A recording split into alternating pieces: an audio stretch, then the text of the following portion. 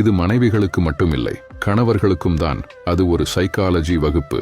ஆசிரியர், இன்னைக்கு நாம ஒரு கேம் விளையாட போறோம் என்று கூறிவிட்டு ஒரு பெண்ணை அழைத்து, இந்த போர்டில் உனக்கு முக்கியம் என்று தோன்றும் 30 பேர் பெயரை எழுதுங்கள் என்றார். அந்த பெண்ணும் எழுதினார். பெயர்களை கவனித்த அவர், இதில் உங்களுக்கு முக்கியம் இல்லை எனும் 5 பேர் பெயரை அழித்து விடுங்கள் என்றார். அந்த பெண் உடன் பணிபுரியும் 5 பேரின் பெயரை அழித்தார். அடுத்து மீண்டும் 5 பேர் பெயரை அழிக்க சொன்னார். அந்த பெண் பக்கத்து வீட்டினர் 5 பேரின் பெயரை அழித்தார். இப்படியே அழித்து அழித்து கடைசியில் 4 பெயர்கள் மட்டுமே இருந்தன. அது அவரின் பெற்றோர், கணவர் மற்றும் ஒரே மகன். இப்போது மீண்டும் 2 பேர் பெயரை அழிக்க சொன்னார். இப்போதுதான் அங்கிருந்த அனைவரும் இங்கே நடப்பது வெறும் விளையாட்டு இல்லை என்பதை உணர்ந்தனர். வேறு வழியே இல்லாமல் அரை மனதுடன் அவளின் பெற்றோர் பெயரை அழித்தார் அந்த பெண். மீண்டும் ஒரு பெயரை அழிக்க சொன்னார் அந்த ஆசிரியர். அந்த பெண் அழுது கொண்டே நடுங்கும் கரங்களுடன் மிகுந்த வேதனையுடன் அவரது மகனின் பெயரை அழித்துவிட்டு கதறிவிட்டார்.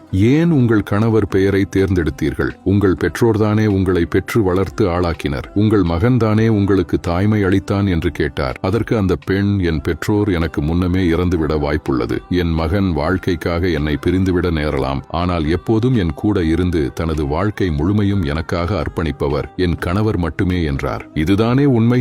உங்கள் வாழ்க்கை துணையை எப்போதும் அன்புடனும் மரியாதையுடனும் நடத்த தவறாதீர்கள்.